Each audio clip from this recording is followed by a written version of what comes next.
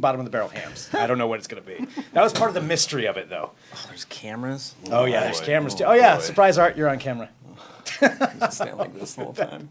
All right. That's your good side. Exactly. All right. Hello, everyone. Thank you for tuning in. This is Trends with Benefits, our weekly show where we gather a roundtable of experts here to talk about the tech topics of the day. I'm your host, Greg Nibbler, and today's show is brought to you by MailChimp. Send better email, sell more stuff. We'll talk about them here in just a bit. We've got a bunch of different topics that we're going to get to today, including the one I'm really excited about, Elon Musk and his new Mars announcement. We've got drone-delivered food. We've got VR gaming in Vegas, and a bunch of other things that we're going to get to. But let's meet our roundtable here today. And to my right, our guest of the day, who just found out he's going to be on camera because I forgot to tell him, it is Art. Hello, Art. Hey, how's it going? Art, so I don't know where to look. You'd think all the cameras would have been a clue. So, Art, Maybe. Can you tell people everything, some of the things that you do here in town? Because you're Yeah. right next door to us here. Yeah, this is true. I'm right downtown, usually at Ground Control Classic Arcade. I've been helping manage that place for coming up on 11 years now. Damn. Which is insane. And I do stuff with the Hollywood Theater. I run a series called Heckle Vision where we show bad movies and you text jokes on screen. We've been doing the debates, and that's been pretty amazing so far. It's a lot of material. Yeah, and pretty soon I'm going to start working for Portland Community Media, which is our local public access, cable access type of place where anyone can go and learn video production and make their own show, put whatever they want on TV. So Yes. That is awesome. All right, well, we'll get into some of that stuff, too, here in just a little bit, because I want to talk about another thing that you do, too, with the Retro Gaming Expo. Oh, yeah, definitely. Which is awesome. And to Art's right, we have... Hey, gang. It's Pete. Pete Jacobs. And Pete, what do you do here at Digital Trends? I am the Vice President of Marketing here at DT and the Manual. Perfect. All right, and on the end, Caleb. Caleb Dennison back again. Still wrapped up on the arm, in case people are watching. Yeah, the hand is not doing The great. pot pie incident. You'll have to listen to last week's episode for the pot pie incident story and find out about that. Well, so you had that happen to you. We do have a bunch of things we need to get to here today, but we have to talk about what's going on with Samsung. Samsung has not having a great year. They were already not having a great year with their Galaxy Note 7s exploding, which we all know about that. I've got an update on that. And they've been replacing those, trying to hopefully smooth that over, make that go away. And now, out of nowhere, Samsung washing machines are apparently exploding. They're going ballistic, and it's not cute either because, it's dangerous in a different kind of way. When your phone explodes, you might get a burn. You might get a burn. Yeah, it's hilarious. You might get a burn on your thigh or your butt cheek or maybe your hand. But when that's only top loaders, and it's relatively new top loaders as well. I would guess somewhere between 2014 and 2016 production dates. What happens is, we got a picture of it for those of us who are able to watch. If not, you can go out and very easily find the photos online. Here's the problem. There is a rod that stabilizes the wash tub so that when it starts going, spinning into its spin cycle, if you're off balance or whatever, it prevents things from just going crazy. But unfortunately, what happens is the rod fails, and then it just turns into an exploding piece of shrapnel. Bolts, nuts, all kinds of crazy stuff going on. ABC News was the first to. They sent Good Morning America investigates after this lady who claimed that her washer had exploded. They went to visit her. That's where we see some of the photos coming from. But the way she tells the story, she was actually in the room when it happened, and it sounded like a gunshot that went off right by her head. It was that loud. Yikes. What was worse was that her 3 or 4 year old son was right there, and she had to bend over him to protect him. And if any That's terrifying. if any bolts or whatever had hit him, it could easily have killed him. One person claims, and I haven't seen any substantive evidence of this, but one person claims that the explosion was so bad it shot the washing machine through the garage wall, through the wall and outside of the garage. So not a small deal. And so far 21 reported cases, enough that an official warning is going out by a consumer protection agency. Are Dax Shepard and Kristen Bell okay? That's really what right? America wants That's to the know. most important thing. Samsung's response, or one of the responses at least, has been, we'd just like to remind everybody that, lots of safe loads of laundry have been washed since 2011. Most of them have been okay. But again, it's one of those things where, if you don't know if your product is affected, you should be safe rather than sorry, because we're talking about potentially a life or death situation. What really pissed me off about this whole Galaxy Note 7 thing was that people were like, I don't have one of those phones, and then, some of those people ended up getting burned big time. Like, you just don't mess around with it, because you're not just putting your own life in danger, you're also putting other people's lives in danger. Right. And so I think it's a bad idea to, just summarily ignore. Last thing I'll say about this, Samsung's suggesting, until they get their hands around this situation, that you wash any heavy or bulky loads, like your comforters, a mass of towels or whatever, you wash them on the delicate cycle instead of the heavy duty cycle. And I guess the idea is that doesn't make me feel safe, though. No. I think what they're trying to do is prevent it from doing the hyperspin move, like that, where they come out almost dry. So, you're going to have to be dealing with some seriously damp clothes and some long dry times and whatnot. See, this makes me feel so much better for buying my $100 refurbished dryer that I get at some warehouse way in East Portland, because that's not gonna explode like that. I mean, with Samsung though, with this followed right up. I mean, how do you even recover marketing wise? From that, from two of these things in a row. I mean, that's a lot of money. Yeah. You throw just a ton of money at it, a bunch of celebrities, you write it out, and then everybody will forget. Yeah. Buy a lot more advertising on Digital Trend. Hey, there we go. Seriously, next year, I bet I'll remember when those phones were exploding, you'll be like, oh yeah, how's that new Samsung TV you just bought? Well, I will say this, and not to go too far on Samsung, but there are reports coming out, and again, these are preliminary reports, so we don't know 100% how verified that is, but there are people coming out, I believe it's a report from China, that a guy got one of the supposedly new Galaxy Note 7s that's supposed to be fixed, and it also exploded. And so, again, we don't know for sure, how many reports are going to come out, how absolutely legit this is, but it is being spread all over the media. So whether it's true or not, it is being reported that some of the ones are exploding, which is not good. We'll find out more as we go on. I want to know who's making these batteries, because it's not just Samsung and their phones. They're taking the heat because they're obviously a problem. But hoverboards, which aren't really hoverboards, but you know what I'm talking about. The handleless Segways, basically. Those things were exploding. They got banned from flights. Now the Samsung phones are getting banned from flights. There's new rules about carrying rechargeable lithium-ion batteries on flights. Like, who's making the crappy batteries? There's got to be some kind of accountability or standards put in place, because clearly this is a problem. Yeah. Well, and there's also one that is just coming out about the iPhone 7. Exploding as well. Again, this is another picture that's come out. Who knows 100%, but it is a guy posted this. Again, it was another, I think, a report from China of his iPhone 7 claiming that it had exploded right after he got it. While he was drilling his own head. Yeah, and that could be part of it too. So we don't know 100%. That looks like a smear campaign to me. It does. I mean, something bad happened to that phone, whatever it was. Yeah. Did it explode in the box? I mean, he said it was in transit, right? Yeah. Mm-hmm. That it exploded. He got it like that. Yeah. So, I think you might want to have a conversation with the mailman. Right. I do have a graphic image of what happens when one does explode on you. So there was the bicyclist about a month ago who had his iPhone 6 in his pocket, and it fell. Ooh. And it punctured the lithium battery and did blow up on his leg. Ooh. I don't know. There's just an example.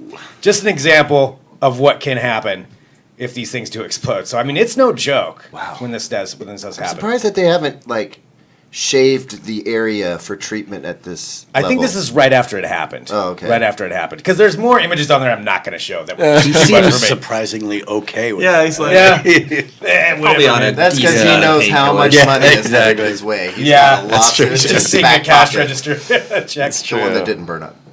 Well, there we go. That's some of the stories coming out about Samsung and the washing machine. So definitely follow that. We'll have a lot more details at digitaltrends.com as more reports come in, and we'll fill you in on what's happening there. All right, let's switch to something that's a little more fun, and it has to do with virtual reality. And everybody's going to be coming out with their VR systems. the PlayStation is. There's HTC Vive that's out right now. There's tons of different ways you can engage in VR, but a lot of it has been how do you get it into a format where everyone can be involved rather than just a personal experience, because that's pretty much what it is right now. You strap it on and you intentionally get rid of everybody else. You're just involved in that world yourself. Well, leave it to Las Vegas to come up with a new solution, and that is what it is. So these are some games that are going to be coming in next year, 2017, and it's called the Gambit Gaming. And what they've come up with is this system where it's a giant booth that you step into, and so one player goes in. They've got virtual reality goggles on. It's HTC Vive, and it's tethered to the top of the box that you're in, so you don't have to worry about tripping over anything. They strap this on, and there's 2 different ways that they've set up now where you can bet on this. So the player can bet they can make it through these 5-minute levels with certain restrictions. It could be like, you have 70% health and these monsters come at you and you can make it through. But so there's 3 different ways that they can bet, but then everybody outside can bet on them as well. Nice. Which is an interesting way, to bring this into the masses to bet on it. I mean, in theory, you could practice and get a little better at it and make it through better. Although they said it is random, like how things pop up. So it'll never be exactly the same. But I think that's a pretty interesting way to bring it in. I was curious with you too, working at Ground Control. Yeah. Like, have you guys got into any kind of VR gaming? We haven't yet. Yeah. It's definitely something that's on the list we'd like to feature. Right now, space is the primary concern. Yeah. So the fact that we're very close to opening our expanded space, which is the former Backspace Cafe, for anyone that's local to Portland would know that space, hopefully. We're going to have a lot more room to play around with. So we might be able to do something like that over there, because we've definitely been hit up by people that are developers locally or just VR enthusiasts that want to do something there. And we do as well. We just want to make sure it's safe. Right. And also that people aren't going to get too loopy when they've had a few drinks and then they slap one of those on, because it can be very disorienting, very disorienting. Testing ground for that than Las Vegas. Exactly. Like, are you going to be able to bet on whether or not people are going to throw up in the box? Because it's going to be probably really rough for some people to just jump in and that's their first experience. Yeah, absolutely. That's a good point. I mean, it would be hard. It's hard enough anyway. Yeah, when you're sober strapping them on. Yeah. I don't know. What do you guys think about this kind of adaptation of VR? I think it's going to make somebody a whole lot of money. Yeah. I also think that we're going to see a ton of that at CES. And I don't just mean in the casinos and the surrounding areas, but I bet that there are going to be a bunch of people at CES with booths set up showing off just this sort of thing. Yeah, so just plug and play, drop it in technology that can go to a place like Ground Control or some other, adult entertainment wait a avenue. Minute. Yeah. You know what I'm saying. That's where you really make money. Different kind of arcade. No, that started last year at CES. But no, I mean, I think it's going to make somebody a whole lot of money. Whoever does it right, does it well. Yeah. And as long as they bundle it with the world's most super absorbent mop, I think they're okay. If there was a way to make a strip club even sadder and lonelier. That's right. Oh, that part of it. Oh, boy. Yeah. I was still thinking puke. You're thinking other fluids. Never mind. Oh, man. God, you're right, though. People, can you imagine being a stripper and doing your thing, working the stage? People come. I'm imagining it right now. And instead of enjoying the entertainment you're putting out, they go and basically put on, blinders in a box by themselves.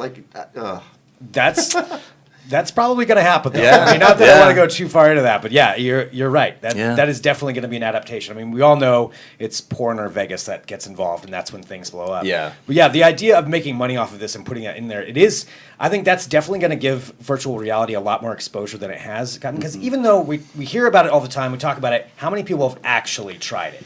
And actually had a chance to see it in action. The biggest thing at PAX this year was the Resident Evil 7 demo in VR. That was the demo that they would only give out so many tickets per day. People were lining up even before the show floor opened because exhibitors were even lining up to jump in on this. So it was pretty intense. Team throws these great events locally here called Tech Pop, and how many of these have we put together? Where 3 now. We've really, we've had to work really hard to put together this system so that we could show people what VR is like. It's not easy, to bring in this heavy-duty computer and then properly place the sensors, on maybe poles that you bought or jerry-rigged from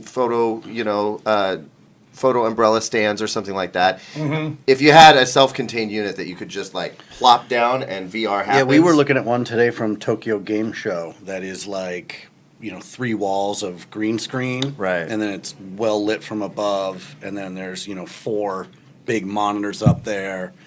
And the guy they had demoing it was full cosplay. So you could see, down below it's just a guy playing around in a green screen. But above then it becomes like a real video game where you can watch these people like what they're seeing. And it's amazing. So I think it's going to be huge as more and more people can get a look at it and their hands on it. Yeah, actually get to try it. And plus you throw in betting and drinking, then people are really going to get into it.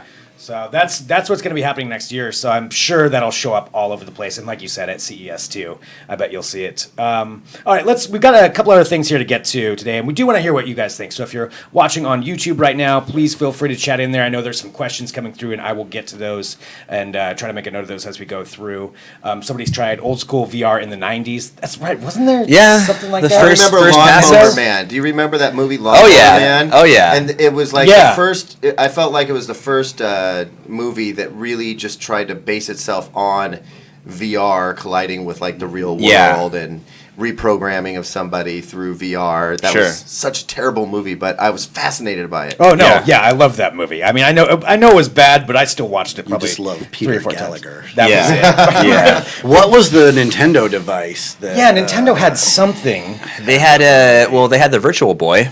That was a total disaster. That was like a headache-inducing, device. That was it was like all vector graphics. So like old games like Tempest or Battlezone or just, and it simulated 3D and it was supposed to be immersive, and I guess it kind of was, but it really just, the red on black gave you such bad eye strain. It was so uncomfortable that like it went nowhere. That's okay. Yeah, because I do remember something about that. Yeah. Well, it'll be interesting to see where it comes. I mean, PlayStation has theirs coming out pretty soon. October 13th. October 13th. Have you guys got to play around with that one yet? I don't know if... I got to play around with it a little bit at a recent trade show, and I thought it was cool. The quality is definitely lower, though, than the Vive. Oh, no, it's not even on, it's not on the same plane. So, like, it's going to be the thing that gets it into people's homes, but it's still not where it could be. I think the PS4 is not ready to drive the experience. No. Yeah. But, Best Buy has 350 stores opening up at midnight on the East Coast, 11 o'clock Central, 10 Mountain, 9 Pacific on the 12th, technically, so that you can rush in and get your, I mean, cost-wise, VR. entry level, I mean, it's $400 certainly a lot plus cheaper. a PS4. Right. Yeah, as long as you got the PS4, it's just $400, and you get a demo disc with like 8 titles on it or something like that. But with all the VR gaming, like I think a lot of it's going to be that like what happened with the Nintendo Wii, where there's the rush of the novelty of it. But at the end of the day, like gamers want to sit on the couch and play for long periods of time, and I don't think that it's going to take over that like console gaming or it's going to be a couple years at least, I think, because that Resident Evil 7, they're saying you can play the entire thing in VR, and I played the 5-minute demonstration experience game, and it was intense and actually kind of freaky. It was my first horror VR experience, but playing that entire game, like sitting there for more than an hour, I think you're going to feel kind of like gross. Like I don't think it's going to feel fun after a while. Like I don't know, maybe we'll adjust to it. Yeah, well, we'll see where it goes. We'll get into that maybe a little bit more here at the end, too. And we've got a couple other stories that we're going to get to. So like I said, keep your comments coming there on YouTube. I do want to talk about our sponsor, which is MailChimp. Send better emails, sell more stuff. And they've got a few really cool things, especially if you've got an online business or you're a small business and you've got an online store selling things. The biggest pain can be managing that online store, and they've got some e-commerce integration platforms that will really, really help you out with that. It'll allow you to you basically integrate your store with them. It allows you to create targeted campaigns, learn what your customers are purchasing, so it'll find out what your customers are getting and then give them suggestions. It's like product recommendations to help you, basically sell more stuff, make more profit, and have it managing that for you. It'll come up with data-driven predictions, and it'll send personalized recommendations to them. And they also have another thing called the Forever Free email lists, because we all know MailChimp for the email campaigns that you can run through them. And right now you can sign up, and this is forever free. You can send 12,000 emails a month to a list of up to 2,000 subscribers for free forever. So it's a great way to get into that and start kind of adding to your marketing, whatever your business is, whatever you're doing. Maybe you have a band and you want to set up an email list, however you want to do it. 12,000 emails a month with a list of up to 2,000 subscribers, forever free. So go to MailChimp.com and you can start trying that out right now. Okay, Elon Musk on Monday. This I know I was really excited about this. Caleb was already dreading that I was going to talk about Elon Musk again. But this is not about Tesla. This is about SpaceX. And this is definitely forward thinking, but we all know that Elon Musk, one of the big things he's talked about with SpaceX is that he wants to bring people to Mars. He wants to take people to Mars, however that is. He's obsessed with it. And with this big campaign they just announced, they're showing how they plan to do that with a thing called the Interplanetary Transport System. I feel like I should say that, like Interplanetary Transport System. But it's his. It is. Interplanetary Transport System. Yes, that's You're welcome. true. Thanks, guys. Thank you, Caleb. Thank you. That was it. There's an ice cream sandwich company in San Francisco that's Sponsored by. yeah. So it's this whole rocket system they're developing where basically they would take a ship out into space with about 100 people on it. Then they send the booster rocket back to Earth. It refuels, then it goes back to space, fuels it, and sends them on their way to Mars. And he said his goal is to end up making it so we send 1 million people to Mars. And he said it's going to take 40 to 100 years to do it, to get the population there, to build this whole city on Mars. But he's got an actual plan for it, at least according to him. And financing, that's going to be one of the issues, and it's going to cost a lot if you want to ride on it. But because right now I think he said it'll estimate about $200,000, which isn't as bad as it used to be going up with the Russians, where it's like $5 million to go to the space station. Yeah. $200,000, and they said that he's thinking they can make the trip as little as 30 days that they can get to Mars, which is pretty incredible in its own right. I don't know. What do you guys think about this? It's just completely pipe dream. Has Elon Musk watched Total Recall ever? Because I have a few concerns about make a Total reference. Yeah. This is all going to go well until, you know. Oh, yeah. Man, I got kids to feed. I mean, there needs to be... Is he also building a theme park on Mars? Because... Some kind of attraction? I mean, look, I think that people would be freaked out to be able just to go to the moon and back. Okay? Yeah. Which requires none of this crazy, send back the booster, refuel, send it back out there. What are you going to do out there all that time? Yeah. Are you going to maybe try and grow some plants for NASA or something? Great, you went to Mars. You can say you went to Mars. It was there. It was reddish, and I came home. I don't think there's any coming home. Yeah, that's the thing. You are go there setting to on settle it. You're going Oh, wait. So he's also talking about, basically, you'd be colonizing. He's talking about setting up a 1 million person city. This is like a long 100-year plan. Well, then why are we talking about rockets when what we need to be talking about is oxygen generation and building and infrastructure? How are you going? That's the stuff I want to hear about. You want to get serious about this and actually have people, fund your venture. Is this your straight to Elon Musk talk right now? Yeah, it is. Listen Quit with the platitudes and start coming up with a concrete plan. I mean, listen, I got nothing against Elon Musk. I think the guy's a visionary, and I think the Hyperloop is the coolest thing he's done. Sure. Way cooler than even the Tesla. But this right here, this is just I don't know, kind of sounds like a ploy to make his stock go up again. Because everything he does affects his stock price. Watch it. Just watch it happen over the next couple of months. He'll tweet something, and the stock will go shooting up. So then why would he need to go to all this work, though, if it's just about money? Well, I mean, those are really cool computer renderings. So, well, I want to know what he knows that requires us to have colonized Mars by the next 100 years to save humanity. Well, I think he was talking about how we basically have two choices, live things out on this planet and die, or find another planet to live on. I think he's saying there's no or die on another planet. That's a very tight timeline though for destruction of Earth. I think the mentality is, hey, we're not much time left here. What if the grand plan is actually just population reduction, and the end of the line is extermination? Really, he's just sending people to their death. Dude, you get to go to Mars. It's awesome. Give me $200,000, and so he makes money and he just laughs as he's setting everybody depopulates the Earth. Sucker. Come on. I mean, can we all agree that not having a plan to actually deal with the planet itself and make it habitable Isn't that the bigger part of this whole thing? Shouldn't we be talking about that instead of the rocket part? I don't know. Okay, you're right. Rockets are easy. Look, we're landing them. Right. We're landing them on Caleb's got platforms it in the all middle of the ocean. All right. Well, I mean, I think yes, you have to start figuring that stuff out. How you're going to do that, and I'm sure there is some kind of basic plan.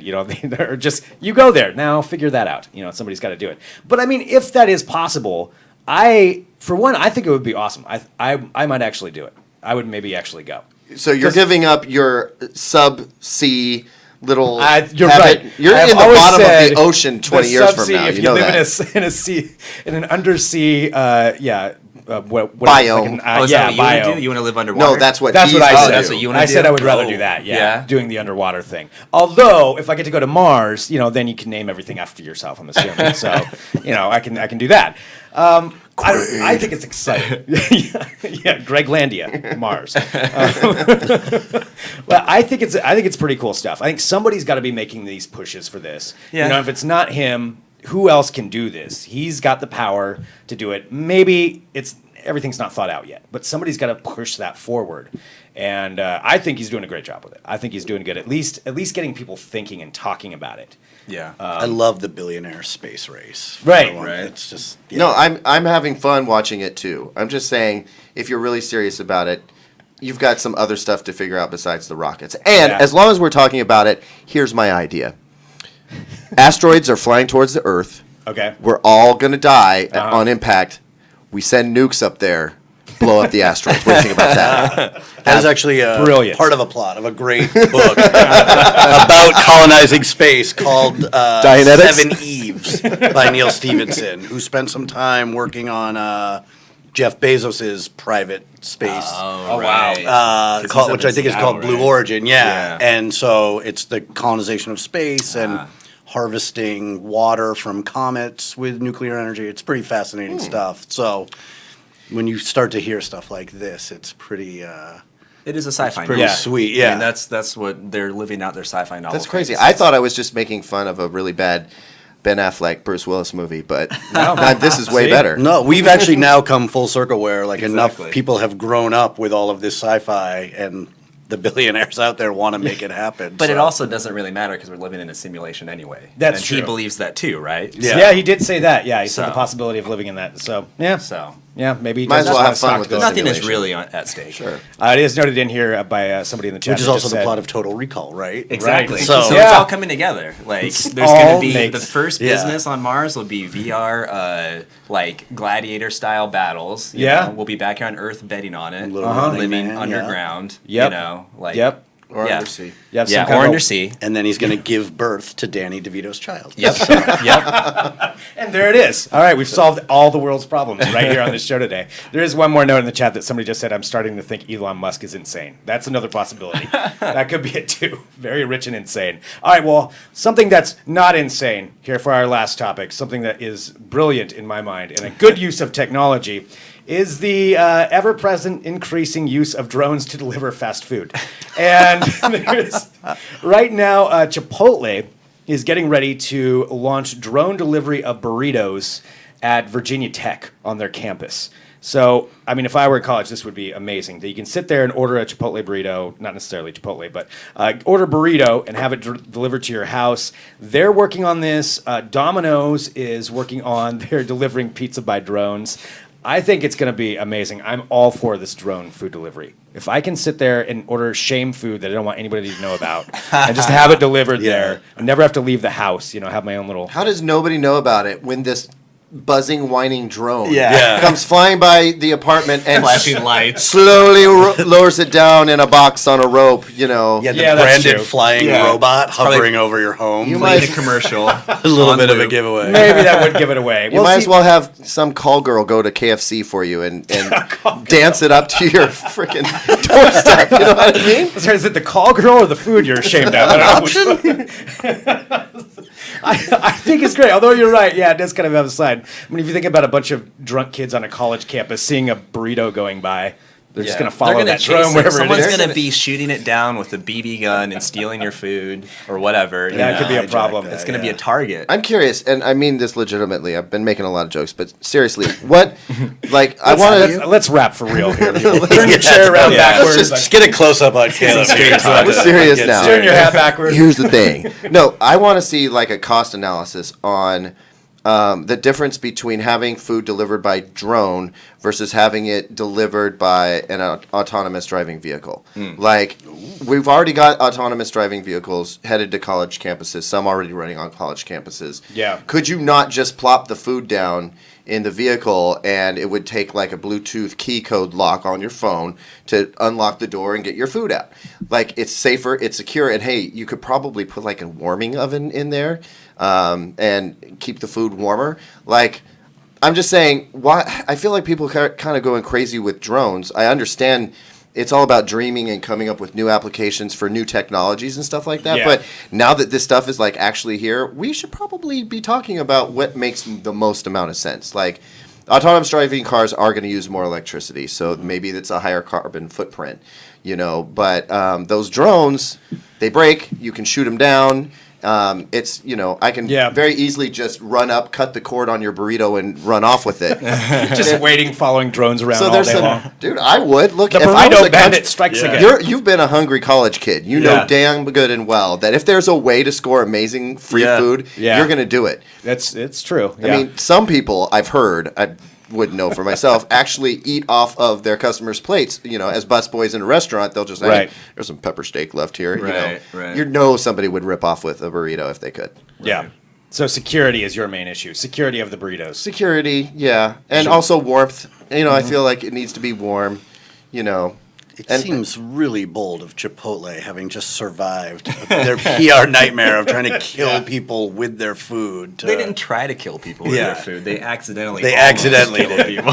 Well, they're going to accidentally also have some drone-related mishaps. Yeah, exactly. But that would solve the heating issue that Caleb was so worried about. It self-destructs next to your food right before it delivers it. Well, you can read more about it at digitaltrends.com, so go there and let us know what you think about drone-delivered food if you would eat it. There's some comments coming here through the chat right now. All right, before we go, though, let's talk about this Retro Gaming Expo that's coming up, which I've been to before. It is so much fun. It's awesome. Pretty sweet. And Art, maybe you can explain, just for anybody who doesn't know, this is here in the Portland area. Yeah, so coming up October, I believe it's 21st or 23rd. It's 3 days this year versus 2 days in previous years. The Portland Retro Gaming Expo. It's a massive retro gaming show at the Convention Center in Portland. Tons of stuff if you want to buy classic console stuff. You know, you can buy pretty much Atari, NES, Genesis, any of that stuff that you want, including weird stuff. Find some Jaguar stuff, find some Vectrex, whatever you're looking for. But we also have a massive free play arcade there. I think we're aiming for like 150 games or something like that between arcade and pinball, all set to free play, all sourced from Ground Control's collection and local collectors as well. So it's all stuff from around here. I'm not dubbing sirens behind Art. Those are actually outside. So. If we get one per podcast. Oh, they. So there's guest speakers, panels, music, a little bit of everything. If you're into retro gaming culture at all, there'll be something there for you to do, and it's just a blast. Very cool. Awesome. So that's at retrogamingexpo.com is where you can find out info. It is a lot of fun. I spent probably 2 hours playing in that free arcade last time. It's worth it just for that. For some of us, it's not really, it's just like a gaming expo. Because we never got past asteroids. Yeah, so. That's true. That's true. So that's all it is. Yeah. All right. Well, you can go there. Definitely find out more information.